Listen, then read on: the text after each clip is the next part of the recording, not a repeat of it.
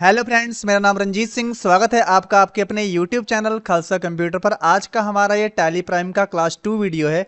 पिछली क्लास में हमने सीखा था introduction to the Tally Prime, यानी टैली प्राइम क्या है, व्हाट इज अकाउंट, अकाउंट क्या है और अकाउंटिंग क्या चीज़ होती है। इसके बारे में हमने पिछली क्लास में डिस्कस किया था। जिन लोगों ने उस वीडियो को मिस कर दिया है वो इस वीडियो के डिस्क्रिप्शन बॉक्स में जाएँ और वहाँ से जाकर उस वीडियोज़ को देख सकते हैं। आज की वीडियो में हम डिस्कस करेंगे गोल्डन रूल्स ऑफ अकाउंटिंग, यानी अकाउंटिंग में गोल्डन रूल्स क्या होते हैं। अकाउंटिंग में गोल्डन रूल्स का बहुत बड़ा महत्व है, इसके बारे में आज की वीडियो में हम सीखने वाले हैं। तो चलिए आज का वीडियो शुरू करते हैं। टैली अगर आप सीखना चाहते हैं तो जहां तक आपको टैली के बारे में पता होना चाहिए, अकाउंट्स के बारे में पता होना चाहिए, वहीं पर गोल्डन रूल्स जो हैं वो बहुत ही महत्वपूर्ण है, क्योंकि बिना गोल्डन रूल्स के आप किसी भी क्वेश्चन एक्सेसरीज को सॉल्व नहीं कर सकते हैं, यानी एंट्री को नहीं कर पाएंगे अपने लैपटॉप कंप्यूटर के ऊपर। तो देखिए, सबसे पहले लिखा है उधारी के क्रय विक्रय पर, यानी कि जब कोई व्यक्ति कोई उधार पर खरीदारी करता है, यानी खरीदता है और बेचता है, उस समय आपको ये दो रूल्स फॉलो करने होंगे। हु इज रिसीवर, पाने वाला व्यक्ति विशेष, आपको डेबिट साइड रखना होगा। उसके बाद है हु इज गिवर, देने वाला व्यक्ति विशेष, क्रेडिट साइड रखना होगा। ये सिचुएशंस तब लागू होगी जब आप उधार पर माल खरीद बेच रहे होंगे। जैसे कि यहाँ पे लिखा है, जो व्यक्ति कुछ प्राप्त करते हैं यानी वस्तु प्राप्त करते हैं उन्हें रिसीवर कहा जाता है और उन्हें डेबिट साइड रखा जाता है। जो व्यक्ति कुछ देते हैं यानी वस्तु को दे रहे होते हैं उन्हें गिवर कहा जाता है और उन्हें क्रेडिट साइड रखा जाता है। तो यहाँ पर थोड़ा सा हम इसे समझ लेते हैं, बाकी एक्सरसाइज में अभी हम इसे नीचे चल के समझने वाले हैं वीडियो में आगे। देखिए, जैसे मान लीजिए आप किसी वस्तु को खरीद रहे हैं और वो भी उधार पर। तो जब आप वस्तु को उधार पर खरीद रहे हैं, इसका मतलब उस वस्तु को देने वाला कोई पर्सन तो है जो आपको उधार पे दे रहा है। उस समय आपको रूल फॉलो करना है, हु इज गिवर, देने वाला कौन है, उसे आपको क्रेडिट साइड लिखना होगा। अकाउंट का ये रूल आपको फॉलो करना होगा। यहाँ पर आपको लिखा हुआ दिखाई पड़ रहा है, देने वाला व्यक्ति विशेष क्रेडिट साइड रखा जाएगा। उसी तरीके से अगर आप किसी वस्तु को बेच रहे हैं, अगर आप बेचते हैं तो सामने कोई अगर आपकी वस्तु को प्राप्त कर रहा है तो पाने वाला व्यक्ति भी आपको देखना होगा। अगर वो उधार पर आपसे कोई वस्तु खरीद कर लेके जा रहा है, आप उसे बेच रहे हैं, तो आपको ये देखना होगा कि वो सामने वाला बंदा कौन है जो आपसे वस्तु उधार पर लेके जा रहा है। तो उसे आपको डेबिट साइड रखना होगा, यानी कि जो वस्तु आपसे लेके जा रहा है वो पाने वाला है, तो पाने वाला आपको डेबिट साइड रखना होगा। आगे जो गोल्डन रूल्स का अगला सिद्धांत है वो है नकदी के लेन देन में, यानी कि जब आप सब कुछ वस्तुओं का आदान प्रदान नगद कर रहे होंगे। तो इसमें जो पहला रूल्स है, व्हाट कम्स इन, आने वाली वस्तु विशेष, यानी वहां पर जो भी वस्तु आपकी तरफ आ रही है जिसे आप परचेज कर रहे हैं उसे आपको डेबिट में रखना होगा। व्हाट गोज आउट, जाने वाली वस्तु विशेष, यानी कि अगर आप उस वस्तु को खरीद रहे हैं तो उसके एवज में आप कोई धन, कैश, चेक कुछ भी दे रहे होंगे तो वो जाने वाली चीज हो गई आपकी तरफ से बिजनेस में, तो आपको उसे क्रेडिट साइड रखना है। और जो आप खरीदारी करके वस्तु वहां से ला रहे हैं उसे आपको डेबिट साइड रखना होगा। तो इस तरीके से इन दो रूल्स का फॉलो आपको वहां पे करना होगा। जैसे कि यहाँ पे लिखा है, व्यवसाय में जो वस्तुएं खरीदी जाती हैं उन्हें डेबिट में रखा जाता है और जो बेची जाती हैं उन्हें क्रेडिट साइड रखा जाता है। तो आप यहाँ पर समझ गए होंगे, बाकी हम एक्सरसाइज में अभी आगे चल के सीखने वाले हैं। ये रूल्स आपको जरूर फॉलो करने होंगे और अच्छे से समझ लेना है। आप इसे रिपीट बैक करके भी अभी चेक कर सकते हैं। फिर उसके आगे लिखा है, सभी प्रकार के खर्च एक प्रकार के बिल। जैसे कि आप कोई बिजनेस कर रहे हैं, वहां पर आपको बहुत प्रकार के एक्सपेंसेस और नुकसान होने वाले हैं, क्योंकि अगर आप बिजनेस कर रहे हैं तो वहां पर खर्च भी होने वाला है और कहीं ना कहीं नुकसान भी हो सकता है और लाभ भी हो सकता है, क्योंकि ये बिजनेस है। तो उस तरीके से आपको ये दो रूल फॉलो करने हैं, एक्सपेंसेस एंड लॉस। तो जो एक्सपेंसेस यानी खर्चे होंगे, जो बिल होंगे, कहीं पर भी जो आप एक्सपेंसेस बिलों के ऊपर कर रहे होंगे वो सारे आपको डेबिट साइड रखने होंगे। या कोई नुकसान आप उठा रहे हैं बिजनेस में तो उसे भी आपको डेबिट साइड यानी ऋणी साइड रखना होगा। उसके बाद इसका अगला रूल्स है इनकम एंड प्रॉफिट, यानी जो आय आ रही होगी और लाभ हो रहा होगा उसे आपको अपने बिजनेस में क्रेडिट साइड रखना होगा। तो ये जो रूल्स हैं गोल्डन रूल्स, ये आपको समझना बहुत ही जरूरी है। इससे आप बड़े अच्छे से समझ लीजिएगा, क्योंकि अगर आप हमारे साथ इस पूरी क्लासों को ज्वाइन करके आगे कुछ सीखना चाहते हैं तो ये आपके लिए बहुत ही महत्वपूर्ण है। Who is receiver, who is giver, what comes in, what goes out, expenses and loss, income and profit, और इनकी साइड्स क्या डेबिट है क्या क्रेडिट है, ये सारी चीज़ें आपको अच्छे से सीख लेनी है। अब हम एक्सरसाइज के माध्यम से कुछ थोड़ा इसे समझने की कोशिश कोशिश करते हैं। जैसे पहला क्वेश्चन है हमारा, mister Singh purchased a computer in cash 18,000, यानी कि मिस्टर सिंह ने खरीदारी करी है किसकी, कंप्यूटर की, और उसे क्या दिया है, एक कैश, और वो कितने रुपए का है, 18,000 का। तो अकाउंट के अकॉर्डिंग, जैसे मैंने आपको पिछली वीडियो में बताया था कि अकाउंट कैसे देखे जाते हैं, तो यहाँ पर मिस्टर सिंह जो कि इस बिजनेस के ऑनर हैं, मान लीजिए कि हम खुद यहाँ पर अपने आप को रखेंगे, तो हम मिस्टर सिंह यानी हमने एक कंप्यूटर कैश 18,000 देकर खरीदा। तो यहाँ पर एक अकाउंट आ रहा है कंप्यूटर का और दूसरा अकाउंट आ रहा है कैश का। अब हमें उन्हीं गोल्डन रूल्स के अकॉर्डिंग यहाँ पर इसे फॉलो करना है कि अगर हमने किसी वस्तु को खरीदा है तो मेरे पास क्या आ रहा है, वो है कंप्यूटर। जब हम खरीदारी कर रहे हैं तो यहाँ से लेकर गए कैश और वहाँ से लेके आए कंप्यूटर, तो आने वाली वस्तु जो है वो है कंप्यूटर। तो यहाँ पर मुझे क्या लिखना है, कंप्यूटर। उसके आगे हम पैसे लिख सकते हैं। फिर उसके बाद हमें देखना है क्रेडिट। हमने उस कंप्यूटर को खरीदते समय क्या दिया, तो हमने उसे दिया था कैश। तो जाने वाली जो वस्तु हमारी तरफ से थी वो है कैश, तो हम यहाँ पे कैश लिखेंगे और रुपए लिख देंगे। आई थिंक आपको ये समझ में आ गया होगा। अगला क्वेश्चन पढ़ते हैं। Mister Singh purchase an office table 3500 रुपए and office chair 4,000 in cash, यानी मिस्टर सिंह ने परचेज की हैं दो चीजें इस क्वेश्चन में। एक तो किया है टेबल और एक किया है चेयर, दोनों का यहाँ पर पैसा लिखा हुआ है। तो जैसे कि यहाँ पर भी एंट्री वस्तुओं की है कि यहाँ पर दो वस्तुएं हम खरीदारी करके ला रहे हैं, एक तो हम ला रहे हैं टेबल, एक ला रहे हैं चेयर। तो जैसा कि आपको अभी मैंने बताया कि आने वाली जो चीज़ें होती हैं वो होती हैं डेबिट, और उसके एवज में जो दिया जाता है वो होता है क्रेडिट। तो यहाँ पर जो अकाउंट्स आ रहे हैं वो आप यहाँ देख सकते हैं कि एक अकाउंट बन रहा है ऑफिस टेबल का, एक बन रहा है ऑफिस चेयर का, और एक बन रहा है कैश का। तो आने वाली जो पहली चीज मुझे जो मिल रही है वो है ऑफिस टेबल, तो मैं यहाँ पर डेबिट में ऑफिस टेबल लिख सकता हूँ। उसके आगे पैसे लिख दूंगा। फिर यहाँ पर एक चीज मुझे और देखनी है, डेबिट एक और चीज आ रही है, तो यहाँ पर मैं डेबिट लिखता हूँ और उसे भी यहाँ लिख देता हूँ, वो है चेयर, क्योंकि मैं दो चीजें खरीद के ला रहा हूँ। तो यहाँ पे मैं लिख दूंगा ऑफिस चेयर। उसके आगे भी पैसे लिख दूंगा और उसके बाद मुझे ये देखना है कि मैं यहाँ पर दे क्या रहा हूँ, उस वस्तुओं के खरीदने के बदले में मुझसे जा क्या रहा है, तो वो जा रहा है कैश। तो यहाँ पर मैं लिखूंगा कैश। अब यहाँ पर कैश जो है वो मैं एक मुफ्त दूंगा, तो इसलिए मुझे इन दोनों पैसों को एक साथ काउंट कर लेना है, ऐड कर लेना है। तो ये आपके हो गए 7,500। इस तरीके से आपकी ये एंट्री सॉल्व हो गई।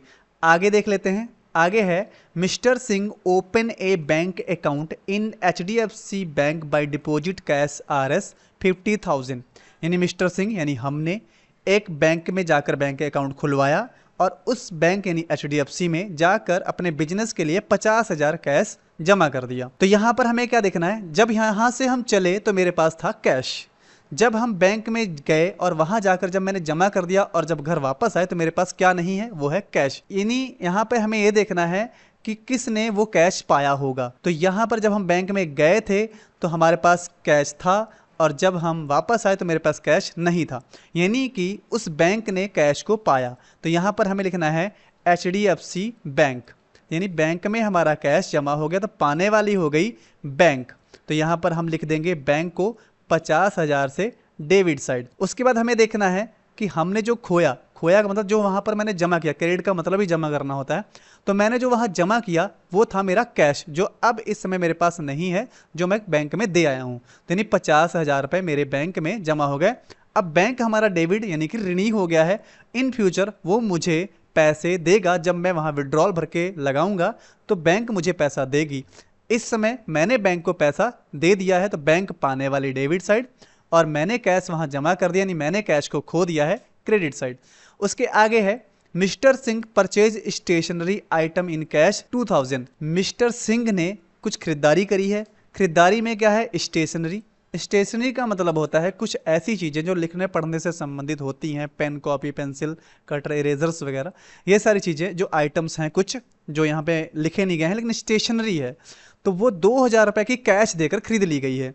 तो यहाँ पर जो खरीदारी की गई है मिस्टर सिंह द्वारा वो है स्टेशनरी की, यानी कि मिस्टर सिंह जो लेकर आ रहे हैं वो है स्टेशनरी, यानी स्टेशनरी पा रहे हैं, तो पाने वाली चीज डेबिट में रखेंगे, तो यानी यहाँ पर हम लिखेंगे स्टेशनरी। उसके आगे रुपए लिख देंगे। और अब यहाँ पर स्टेशनरी खरीदने के एवज में जो वहां पर उस दुकानदार को दिया गया वो था कैश, यानी जो जाने वाली चीज है वो हो गई कैश। तो इस तरीके से यहाँ आसानी से हम कैश लिख सकते हैं 2000।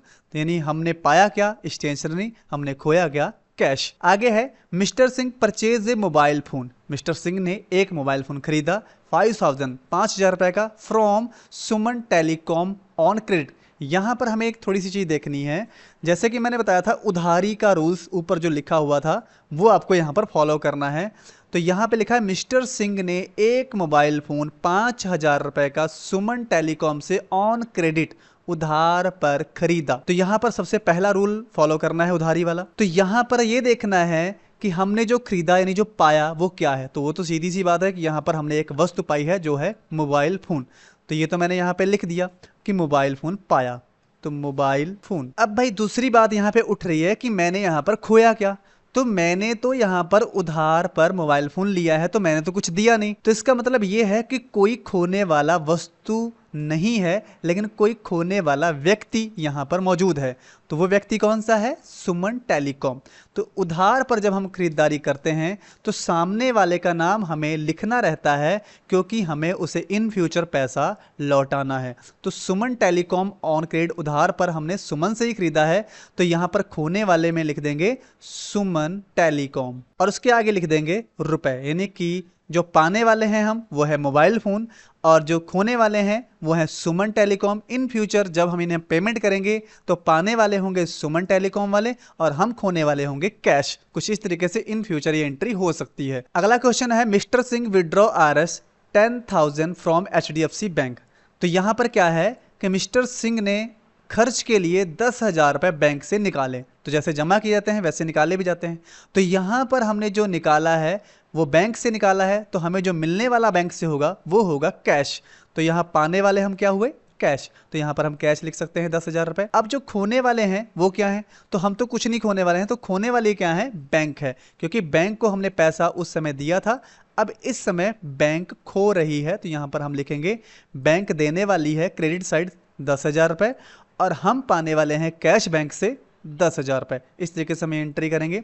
आगे है mister Singh paid cash 5,000 to Suman telecom. जैसे कि अभी ये एंट्री पीछे आई थी, मैंने आपको बताया था कि सुमन टेलीकॉम से हमने उस समय उधार पे खरीदा था, अभी अभी हम उनको पेमेंट करने जा रहे हैं। तो देखिए यहाँ पे एंट्री वापस आ चुकी है।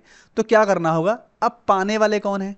जब हम पेड कर रहे हैं यानी पेमेंट कर रहे हैं, तो पाने वाले अब है सुमन, जिनसे हमने उधार पर मोबाइल फोन खरीदा था। तो टैली की एंट्रियां कुछ इसी तरीके से होती हैं, आपको ध्यान रखना होता है पूरे बिजनेस में। तो यहाँ पर हमने सुमन से जो मोबाइल फोन उधार लिया था उसका पेमेंट कर रहे हैं, तो पाने वाले इस समय हैं सुमन, जिनको हम 5,000 रुपये दे रहे हैं और हम दे रहे हैं कैश द्वारा, इसलिए हम खोने वाले क्या हैं? कैश। तो हमसे कैश 5,000 रुपये जा रहा है और सुमन 5,000 रुपये पा रही है। तो पाने वाली हैं सुमन डेबिट में 5,000 और हम देने वाले हैं कैश, क्रेडिट में जाने वाला कैश। आगे है mister Singh receive a bill of RS 4,500 from star offset for printing office stationery. यानी मिस्टर सिंह ने एक बिल प्राप्त किया जो 4,500 रुपये का है, जिसमें स्टार ऑफसेट से उन्होंने प्रिंटिंग कराई है ऑफिस के लिए स्टेशनरी। ऑफिस में जो भी जरूरी कागजात प्रिंट कराने होंगे वो हमने स्टार ऑफसेट से प्रिंट कराए होंगे और उसका जो बिल बना है वो 4,500 रुपये यहाँ पर है। तो हमें क्या देखना है? यहाँ पर किसी तरीके का कुछ मेंशन नहीं किया गया है कि हमने कैश दिया है या हमने कोई चेक दिया है। इसका मतलब ये है कि यहाँ पर कोई उधारी हो रही है, यानी सिर्फ बिल पर ही 4,500 के वो ऑफसेट से हम स्टेशनरी प्रिंट करवा कर ले आए हैं। तो यहाँ पर पाने वाले हम क्या हैं वो देखना पड़ेगा। तो यहाँ पर हम पाने वाले हैं ऑफिस स्टेशनरी, क्योंकि जब स्टार ऑफसेट के पास गए तो हमने जो प्रिंट करवाया वहाँ से वो था ऑफिस स्टेशनरी, तो हम लेने वाले हुए ऑफिस की स्टेशनरी जो हम पा रहे हैं। तो यहाँ लिखेंगे ऑफिस स्टेशनरी, तो हमें ऑफिस की स्टेशनरी मिल गई। अब हम खोने वाले क्या हैं? जो यहाँ पर कहीं पर भी नहीं लिखा है कि हमने कैश दिया है या कोई चेक दिया है, तो इसका मतलब ये है कि ये उधारी है, यानी इन फ्यूचर हमें जो पैसा देना है वो किसे देना है? स्टार ऑफसेट को देना है। तो यहाँ पर खोने वाले कौन हो गए? स्टार ऑफसेट, जो हमें यहाँ पर लिख देना है, यानी इन फ्यूचर इन्हें भी हमें पैसा देना है 4,500 रुपये, ये यहाँ पर मेंशन हो गया। तो इस तरीके से ये एंट्री होगी कि हम जो पा रहे हैं वो ऑफिस की स्टेशनरी है 4,500 की, और जो खो रहे हैं वो कुछ नहीं है, लेकिन खोने वाला कोई इसमें आदमी है जिससे हम उधारी पर ये प्रिंटिंग करवा लाए हैं, वो है स्टार ऑफसेट। तो क्रेडिट साइड उन्हें रख दिया जाएगा स्टार ऑफसेट। आगे हमारे पास एंट्री है mister Singh withdraw RS 4,000 from HDFC bank for personal use. तो ये एंट्री पर्सनल यूज की है, जो हमारे पूंजी से पैसा खर्च हो रहा है। देखिए यहाँ पर एक एंट्री आई थी जब हम यहाँ पर विड्रॉ कर रहे थे, जो हमारे किसी कंपनी के काम के लिए विड्रॉ किया गया था, तो वो एंट्री कुछ इस तरीके से होगी। लेकिन जो पर्सनल की एंट्री होगी, जो हम अपने खर्च के लिए निकाल लेंगे, तो वो पैसा हमारी पूंजी से खत्म हो जाएगा, यानी कि निकल जाएगा। तो वहां पर डेबिट में हमें लिखना होगा विड्रॉ, यानी कि हम पाने वाले हो गए अपनी पूंजी का वो पैसा जो हमने निकाल लिया, और हम खोने वाले हो गए कैश जो हमारी पूंजी से निकल गया। इस तरीके से एंट्री डेबिट में विड्रॉ और क्रेडिट में कैश रखा जाएगा। तो कुछ इस तरीके से हम गोल्डन रूल्स को समझ सकते हैं। इसका आप फिर से अध्ययन करिएगा, कुछ इस तरीके की एक्सरसाइज आप अपने वहां बनाइएगा और बना के उसे सॉल्व करने की कोशिश करिएगा। आप धीरे धीरे जरूर सीख जाएंगे, ये मेरा दावा है। इन रूल्स को आपको सही से समझ लेना है। तो आई थिंक आज की वीडियो आपको अच्छी लगी होगी। अगर वीडियो अच्छी लगी हो तो वीडियो को लाइक और चैनल को सब्सक्राइब जरूर करिएगा। आगे आने वाली वीडियो में हम वाउचर्स के बारे में पढ़ेंगे कि वाउचर्स क्या होते हैं। तो मिलते हैं नेक्स्ट वीडियो में, तब तक के लिए गुड बाय, जय हिंद।